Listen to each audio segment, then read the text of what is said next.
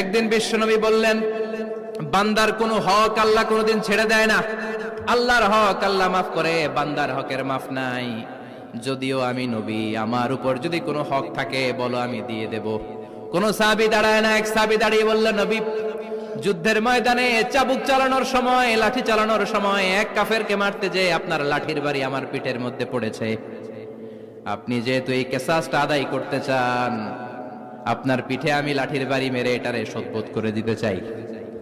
সাইয়েদনা ওমরে ফারুক হাতের জামা এরকম করতে শুরু করছে, আয় এদিকে আয়, তোরে শোধবোধ করাই। বিশ্বনবী বললেন, ওমর রাখো, এটা বান্দার হক, মিটাতে দাও।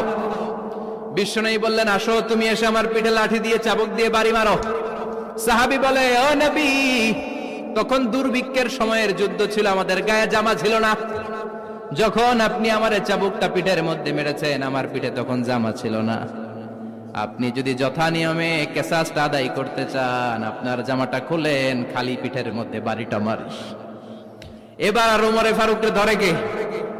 এদিকে আয়, তোরে দেখাইতেছে। বিশ্বনবী বললেন, ওমর থামো, মারতে দাও। বিশ্বনবী উনার জুব্বাটা উপরের দিকে উঠালেন, পিঠের মধ্যে বাড়ি দেওয়ার জন্য ওই সাহাবীকে ডাকলেন। ওই সাহাবী বিশ্বনবীকে পিছন দিক থেকে জড়িয়ে ধরে ওই মোহরে নবুয়তের মধ্যে চুমু দিয়ে ফেলেছে। সাহাবী বললেন, নবী গো, এই নাটক করার জন্য আপনি আমারে মাফ করে দিয়েন।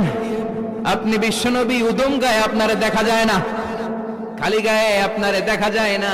শুনেছি আপনার পিঠের মধ্যে মোহরে নবুয়ত আছে। অনেক দিনের সাধনা, জল্পনা কল্পনা, আপনার মোহরে নবুয়তে আমার ঠোঁটটা আমি লাগাবো। আপনার মোহরে নবুয়তের মধ্যে আমার ঠোঁটটা লাগিয়ে আমার ঠোঁটটারে আমি জাহান্নাম থেকে পরিত্রাণ করাবো। এজন্য প্ল্যান প্রোগ্রাম করে এতক্ষণ আপনার জামাটা খুলতে বলেছি।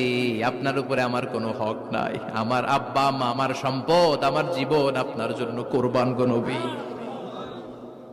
বিশ্বনবীর পিঠে বাম দিকে খাতামুন নবুওয়া ছিল, মাহরে নবুওয়া। কোন বর্ণনা এসেছে উনি এই মাহরে নবুওয়া দিয়ে পিছন দিকে দেখতেন।